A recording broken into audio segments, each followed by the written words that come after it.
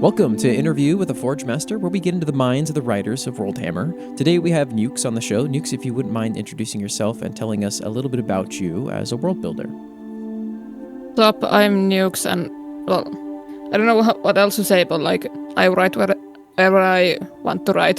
I don't have any rules for stuff. If I want to add something, I add it regardless, if it makes sense. Okay, perfect. Yeah. So tell us a little bit about then. You work on the world Seruta, right? Is that a good pronunciation on my part? Yeah, good enough. Okay. Yeah, so tell us just a little bit about that then. Yeah. Yeah. Well, the funny thing is, I never actually, started writing it. It just kind of happened because I made all the characters, all the main characters first, and then the world just kind of, built around them. Okay, so it's something that began with OC work. All right. Yeah, basically. Nice. Even though the OCs are all from 2018, from the earliest, the majority of the writing has happened in the past couple of years. Okay, and I think the piece that you've given us to read aloud as well is kind of like a general overview of some of the groups and characters as well, isn't it? Yeah, this is or the one that I specifically wrote is one of the main organizations, Aero, which is well, I wouldn't say a evil organization, but basically the antagonist organization, or one of the three in my world. NYUX has teed us up very nicely for the next little segment on Interview with the Forge Master, which comes before the rest of the interview, which is just a section where I read aloud a piece that the interviewee has given me. That's something that they're really proud of, something that pertains to the immediate setting that we're talking about, and usually pertains to probably where some of our discussion will end up going. Kind of depends on the interview, of course. I have a little bit of a higher tolerance with length here. I allow people to submit pretty long things if they would like, because the whole point is to really give a deeper dive, if possible, into these people's worlds.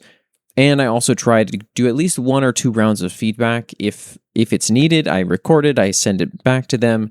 We try to make sure that it's, going to be fitting, that the pronunciations are correct, that the tone is right, just so that we get the best possible representation. And without further ado, here's that now.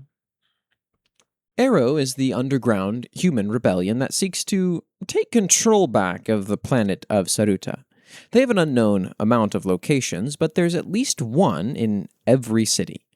The organization is very wealthy, with seemingly infinite budget, but nobody seems to know, or question, where all of the funding comes from. All of their locations are in covert places, mostly underground bunker networks. They are a relatively new operation, with its founder still being its current leader. The organization is separated into 2 limbs, laboratory and technology, with both functioning as one whole. The organization is strictly divided into ranks, with the individual ranks determining everything from their living spaces to their food to locations available to them. Every member has a rank indicator as a part of their standard uniform in the form of an armband in the rank's color alongside the Aero eye logo on everyone. All of the higher ranks will have the benefits of the ones below them. The ranks are Duskling, dark purple; Current, dark blue; Wing, black; Stride, blue; Solaris, green; Anchor, cyan; Beacon, yellow; Sentry, orange; Trinity, red; Duskling, dark purple. They are the lowest of the low, most often being freshly acquired subjects. Current, dark blue, often just being cannon fodder soldiers or workers who offer no real value to the organization. Wing, black, the base level for all engineers/technicians, with them being able to raise their rank with contributions. They will have access to free food from the cafeteria once a day. Stride, blue, the base level for all field operatives. Their rank will either be stripped down to current or raised, depending on their success rate. Solaris, green, the level for most assets who have completed their compliance training. They have access to most facilities if they are accompanied by their handler/guarded. Anchor, cyan, the highest level for engineers/technicians and the second level for field operatives. This rank can be demoted if it is deemed so. They will have access to all organizational Aero facilities, private living quarters, and 2 food deliveries a day. Beacon, yellow. The highest rank for field operatives. They will have access to most classified information, and the only way for them to be demoted is execution. Sentry, orange. The few assets that have successfully been modified are within this rank. Few have ever seen one, and even fewer live to tell about them. They are constantly in use for either guarded or hit assignments. Each of them have a name within the organization, with there being only 13. Vane, Pylon, Lumen, Hush, Rend, Mire, Flare, Veil, Pulse, Crux, Needle, Crush, and Death. The few people who have started conspiracies about them not being real have been made into examples. None have spread these rumors again. Some of them are used like scare tactics to keep the members of the organization in check, while some have never been revealed to the masses. Trinity, red. The three heads of the organization, Sophus, Anati, and Takeo. Sophus is the leader/founder of the entire organization and overseer of all operations. Anati is the lead of the laboratory branch of Aero, in charge of overseeing and performing the biological experimentations and procedures. Takeo is the lead of the technology branch of Aero, overseeing and running the mechanics of the operation. All three of them share complete control and access throughout the entire organization, but there may be secrets that two of them do not know about the founder. Takeo. He was born into a poor family within the midtown area of a smaller city. He always excelled in robotics, specializing in prosthetics. At the young age of 13, he was already a desired-after prosthetics maker, with the money from his operation elevating him to fame. He left his family to live uptown at the age of 16, where he continued to gather more and more resources for his projects. Even with all of his fame, he was never satisfied and always craved more resources. He began making deals with gangs to gain resources from other factions, them demanding products in return. One day, when he couldn't deliver on a large shipment of weapons to the Eternals gang, they retaliated. Hard. His workshop alongside himself got blown up, with over 60% of his body being covered in unhealable burns and him losing a leg and an arm. This was when Aero faked his death and recruited him, with the promise of infinite resources. He seems kind at first, but he only cares about his work, and nothing will stand in the way of that. Anati. She is a secretive person, with her origins most likely within the uptown area. She is a highly organized individual, with her taking her position as one of the heads of the organization very seriously. She's a true believer of the cause, her having joined out of support. She takes great pleasure in her work, with her going out of her way to make her subjects suffer greatly. She is highly skilled within bioengineering and enhancing the human body. Because of her battle skills, she often takes time off her work to train others, with nobody knowing where she trained herself. After the two initial full successes of Project Atom, meant to make man gods, she developed a very temporary and slightly less risky version of the trial. The full trial transforms the subject into a superior being, which is an extremely rare hybrid of a pure angel and a pure demon. This is extremely rare because two species of the same category being in the same hybrid is already rare, but both of them being of the nearly extinct pure variety is unheard of. The first human subject that she tried the temporary trial on was herself, with her still, for unknown reasons, being the only one to survive the process. Sophus. Little is known of him, although the story of his existence is spread widely in the organization. His propaganda story, that very few know as propaganda, is developed to make him and his organization more sympathetic to those within it. The story is: he was born into a poor human family, working within the pits as slaves. His family were murdered because they weren't hard enough workers, leading him to have to work by himself. He finally had enough and ran away from the mines and started Aero as a refuge for humans under Lytean's control. His exact origins are still unknown, but the few that know that this story is entirely false. The most common theory is that he was the one to murder his uptown parents due to his severe god complex. He was the one to push for the creation of Project Atom, aka the project meant to make man gods. He doesn't care for the cause that he has built the organization around. He just cares for elevating himself to godhood. He values the life of others very little, but he doesn't view himself as evil. He views himself as a being beyond all mortals, with little regard for them or their concepts. With how much he has modified himself, he has to lie about being a human. This can be seen from the corruption on his body, most visibly on his left eye, which he covers. The corruption has begun affecting him mentally, with his emotions and pain receptors being numbed, causing his severe god complex to worsen. Although he is fully in control, he has become increasingly brutal, with him butchering one of his commanding members for insubordination and then covering it up.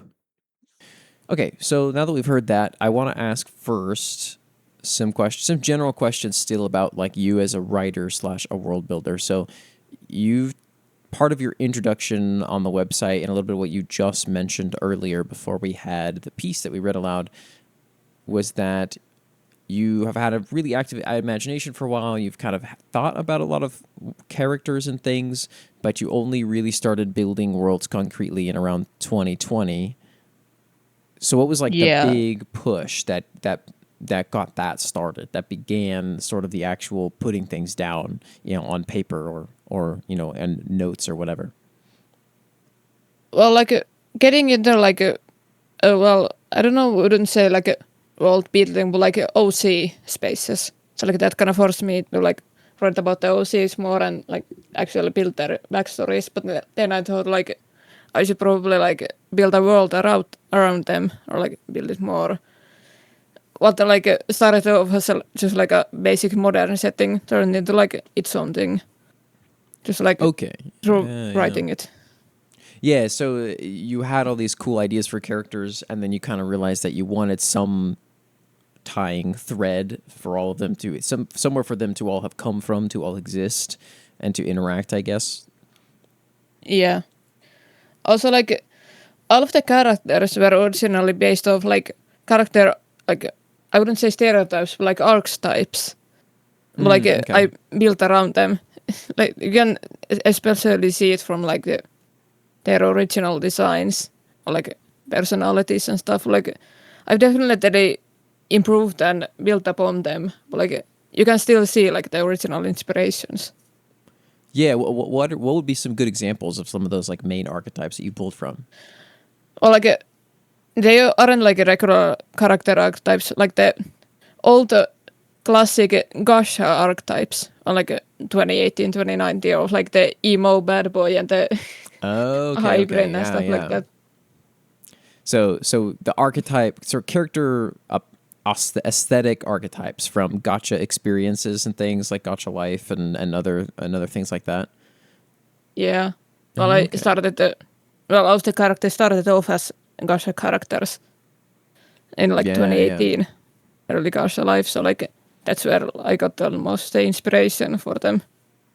Okay, nice. So almost like character builder, like origins. It's just like, oh, I want to make these cool looking people, and then from there flows the rest of the intrigue and personality and world building from that point. Yeah, basically. Nice. Well, I think we've kind of already covered this, but maybe there's something you haven't told us about. But like, what is there anything outside of the gacha aesthetics or current stuff that you have that has inspired your world building the most? So maybe other media franchises or real world things. I'm not sure. Well, I watch a lot of like TV shows and movies. Well, mostly TV shows, and like I get a lot of inspiration from them. Like I never, or basically never take direct inspiration from something. I just like write something and realize, oh yeah, this is just like this from this thing that I just watched. Yeah, so you'll realize after the fact, kind of that, oh, I was inspired by this and I didn't even realize until, oh, I wrote this down and this is actually definitely something I ripped from so and so show. Yeah, but like it's mostly just like oh hey, this is kind of similar to this, but like we ballin'. Mm-hmm. Yeah, I've run into that same. I wouldn't say problem, but that same sort of weird feeling where I come up with something and I thought it was my idea, and then I realized that nope, I think I definitely stole that from some other property that I was reading. It's always a little different, but I recognize like, oh, okay, this subconscious part of my brain definitely carried something over from something else I liked somewhere else. Yeah, basically that.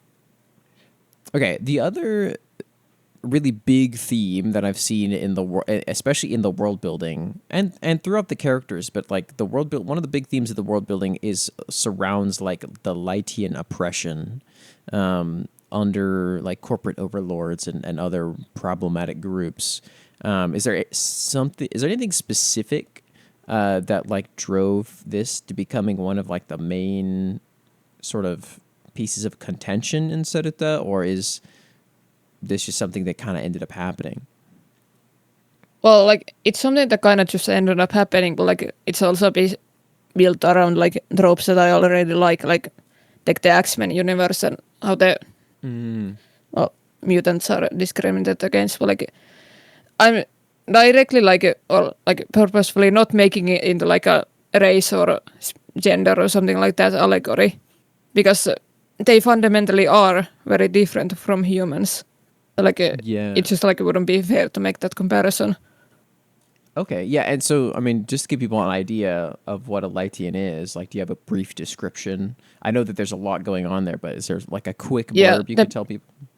the brief description is that they're basically humans, but they were given like well, essentially a bit of godly powers from God, from the gods of their time, and they all were like based around well, different human species, fictional or not, of their time. So like they were more like recognizable to humans. Oh, okay. Yeah, that's a part that I don't think even I knew, which I like a lot. Like the idea of things that were in human mythology, or they're specifically built to look like something humans would at least be semi comfortable with or semi recognize.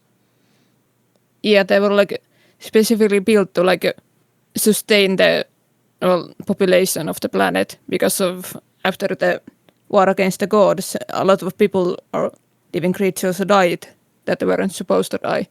So like the balance had to be restored somehow. But like humans at the time were like so weak that they couldn't rebuild on their own. So like something needed to change, and that's how Lyteans were born. Okay, nice. Okay, so this will be an interesting one with you because I feel like your question will be different than a lot of the world builders here. And I have stolen this from Lemmy, who had written this as one of the community questions for the last episode. But I'm going to use it now, which is, what is the biggest retcon that you've ever had to do, and have you had to change that thing more since then?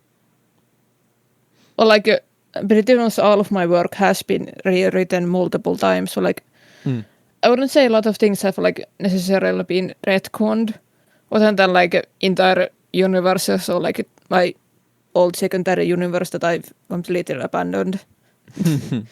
Stuff like that. But like I'd say the biggest like purposeful retcon are like complete character design overhauls or like backstory changes and stuff like that.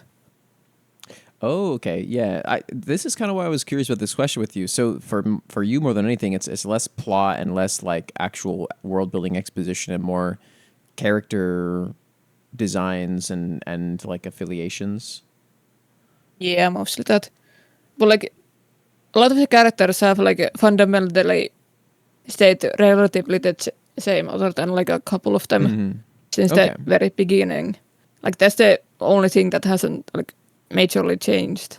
And like the first thing that I like actually wrote about it is like the gang setting. Like of course I built on it a lot more. It's like the original like modern gang setup. Okay. Okay. So it all started with that like warring gangs idea. Yeah. Okay. All right. What's something or someone you are particularly proud of in Saruta? As in like characters. Anything. Or like Characters oh yeah. or world building elements. Yeah, yeah. Whatever you like really are proud of. Or, if there's multiple things, you can cover multiple things. Or like I would name a couple of characters that I love, but like at the same time like the Aero stuff that I shared, like that's probably my favorite piece of world building I've done, because I don't know, I've just like worked on it so much that it's basically all figured out. And I especially love that the characters that come from like associations or like direct connections with it, including like it being like a major part in one of my main characters. So or like yeah, so like the multiple. piece we read, like Aero, like those groups are kind of the thing you like and are confident in the most with the world. Yeah, mostly like the well, basically it's just like the conflict within the world. Like I Hmm. also feel like I should add that basically almost all of my writing happens in just one of the factions or like countries of the planet, Chandra. There's countless other like factions because the world is divided in them. But like basically all of my stuff is written in specifically one of them, and that is Sandra. I think didn't you post a map at some point in the Discord of like all of the factions? Oh yeah, a couple of times. Yeah, yeah, and it is quite the rainbow map to look at. I could tell you put a lot of effort into that, sort of dividing the continent up. Yeah, because long story short, the countries were became isolated after a couple of wars, and then more of them became isolated until all of them became so isolated that most of them have completely like separated themselves for thousands of years. So like really the only real life example is imagine North Korea, but like over thousands of years level of isolation. That's how like one faction will have like a cyberpunk technology, while the next will be like basically stuck in medieval ages, but like have a very Mm. advanced logic system.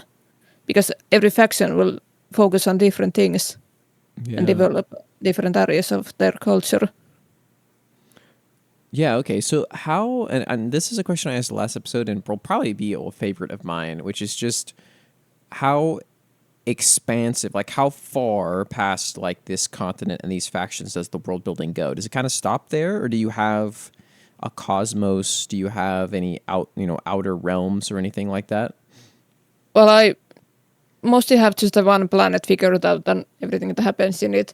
But like then I also have like alternate dimension versions of the planet with like four main timelines where it's like the main timeline, which I call the Lytean timeline, the secondary timeline, which is the Valorian timeline, which is like a what if a different species existed instead of Lyteans. And then Oh, the okay. third one is the Aero timeline, where it's like what if Aero actually took over the planet, or like successfully took over the planet. And then the final one is just like the human timeline. Yeah, there's a couple of others, but like they're much less relevant. Yeah. How much writing do some of the others have, or have you really mostly focused on like the Lytean timeline? Well, a lot of them have like because they're all like essentially the same thing, but like with one major difference. A lot of them have like essentially the same world beating, except for like the Aero timeline, but like that's basically like a recent history change, so there isn't a lot of like rewriting to do. And then Lytean timeline, like well not the Valorian timeline, it used to be my main timeline for a while. It even had like a roleplay subreddit that was like pretty active. Like then Oh, my old cool. Reddit account got nuked Oh alongside the no. subreddit, so like I kind of lost interest in the Yeah, universe. that's fair. Okay, interesting. So the Lytean is the second timeline to get a lot of love then, and the first was the Valorian. Yeah, well, like Lytean was the original, then the Valorian came out, but like it pretty quickly meant Okay. to. Yeah, that makes sense. Then you have multiple timelines, but you can have a lot of cross pollination, I guess you could say, between the stuff you're writing and the characters you're making and things like that.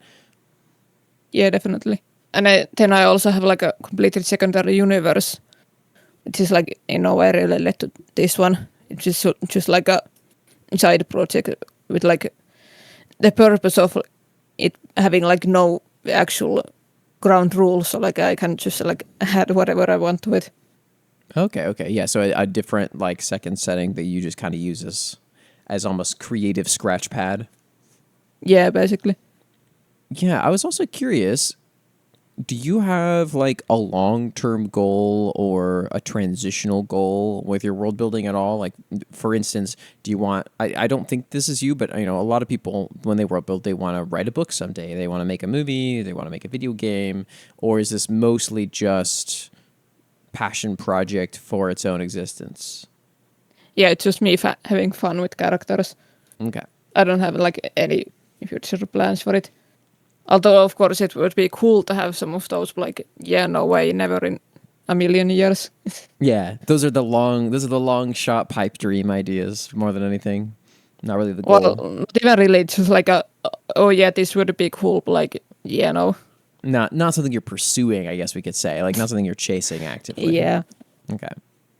Okay. Then one of the other things too I would ask is like, is there a part of the world that you don't talk about much that or haven't written about much that you're interested in fleshing out more? Is there something that you feel like you want to expand that hasn't gotten it yet?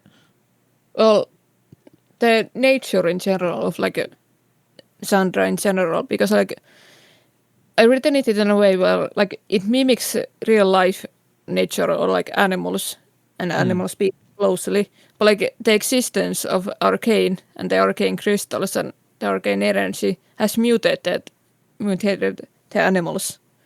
Because like Sandra started off because before the war between the gods, like as a basically identical place to Earth in terms of like climate and environment and species. But like because of the god, everything like from the crystals and the arcane and stuff like that started existing suddenly. So like all of the species had to evolve and like started basically overnight mutating because of them, and then that compounded over like thousands of years. So like all of the species on Sandra are basically like mutated real world species.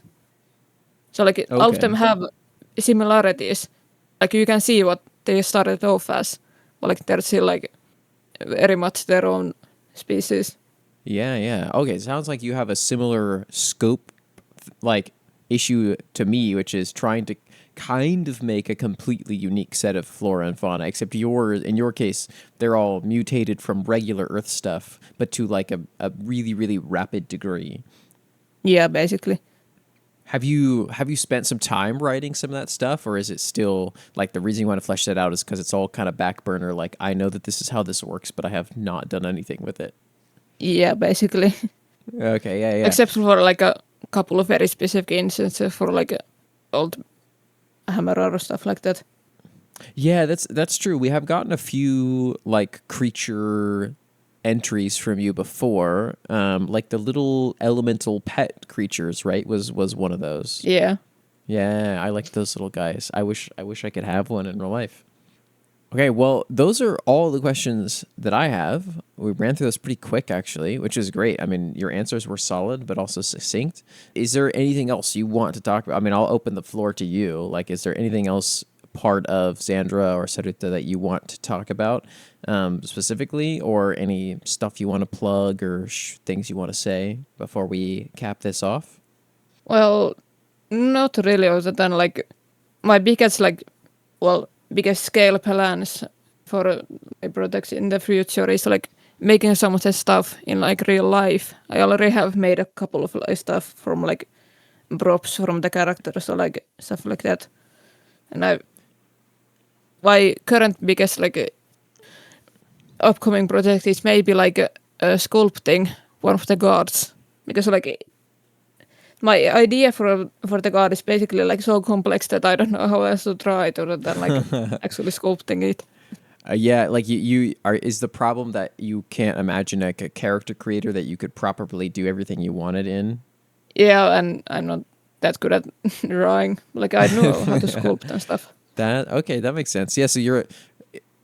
I guess I didn't even think about that. Like with the cosplay stuff, you've done a lot of kit bashing your own cosplays, like really, really cool cosplays together, pretty much by hand, all yourself DIY. And so some of the longer term goal is to do that with your own stuff. Yeah, well, like I am a prop maker by career, Yeah, so like yeah, yeah. also appeared on the news for my costumes. Yippee. Uh huh. No, I like that a lot. Yeah, I know you're not super. You don't have a lot of socials that are very public, but do you have any social shout outs or plugs that you want to make at the end? I have Discord, and that's it. Discord, all right, yeah. NYU with the umlaut X is NYUX's Discord, or you can come to the Atovia Discord and find them there. But perfect. I mean, that was great. If you don't have anything else to say, then we can cap it off here, and I can give us an outro. Nothing really much. Other than peace.